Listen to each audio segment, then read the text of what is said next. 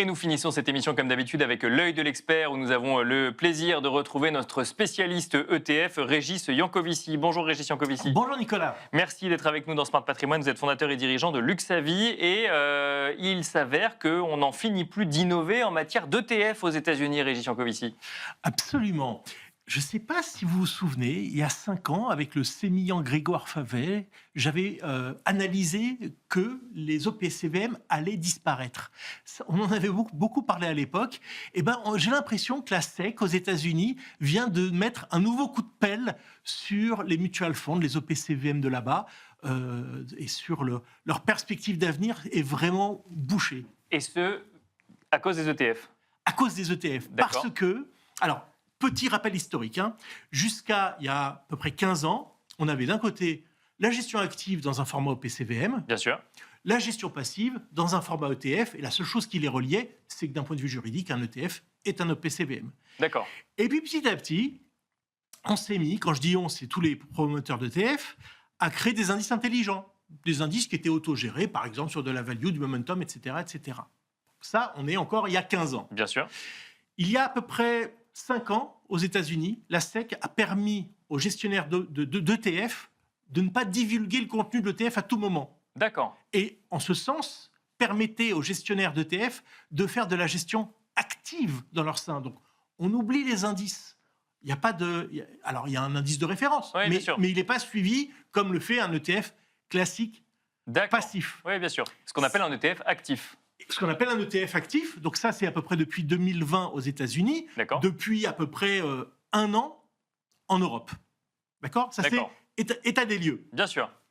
Ce que vient décider la SEC, c'est vraiment très récent, je pense qu'en Europe on n'en a pas encore parlé, c'est de permettre aux gestionnaires d'OPCVM, je dis OPCVM, vous transposez ça à Mutual Fund aux États-Unis, de lancer des parts de leur OPCVM en format ETF. D'accord. C'est la même gestion. De décliner l'OPCVM en format ETF. Exactement. D'accord. Exactement. C'est comme aujourd'hui, par exemple, en Europe, vous avez des parts institutionnelles sur un OPCVM, puis vous avez une part retail. Mais ça veut dire que si demain, une société de gestion qui gérait des OPCVM juste là peut, avec la même gestion, proposer demain des ETF, quel intérêt aurait-elle à faire l'un ou l'autre ? Est-ce qu'il y a des coûts différents ? Est-ce qu'il y a des stratégies différentes ? Exactement. Mais c'est une question qui paraît de néophyte, mais pas du tout. C'est une vraie bonne question. Elle n'a aucun intérêt. D'accord. C'est une révolution pour une industrie qui pèse juste 34 000 milliards de dollars aux États-Unis. Donc, aucun intérêt. Comment un distributeur va-t-il justifier d'acheter une part, je ne sais pas, à 1,5% alors qu'il a l'ETF avec la même gestion? Oui, donc les mêmes gérants, les mêmes choix de gestion, tout la même gestion active. Et coté à tout moment, au passage. Oui, bien sûr. D'accord ? Pour 2 fois moins cher. D'accord. C'est impossible. Bon courage. 5 ans après, vous venez nous annoncer peut-être réellement la fin des mutual funds. Exactement. Alors déjà, il faut bien voir les flux. Au cours des 10 dernières années, c'est 3 000 milliards de dollars qui sont partis des mutual funds pour aller sur l'ETF. Aujourd'hui, il se détruit 3 fois plus de mutual funds qu'il ne s'en crée. D'accord.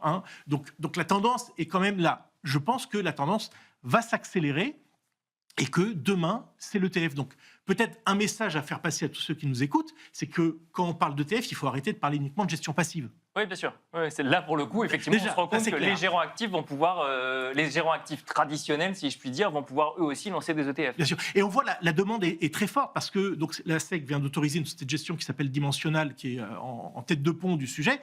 Mais la SEC a 80 demandes derrière de sociétés de gestion, toutes celles qu'on connaît, les iShares, les Vanguard, etc., qui demandent à transformer leurs OPCVM en ETF, mais en gardant la même juste 2 parts, le même cadre. En transposant la gestion dans l'ETF. Exactement. D'accord. Exactement. Okay. Et ça, c'est aux États-Unis uniquement pour le moment. Voilà. Et comme ce qui se passe aux États-Unis arrive 5-7 ans plus tard en Europe, on peut l'attendre encore dans les 5 prochaines années pour annoncer que les OPCVM vont disparaître.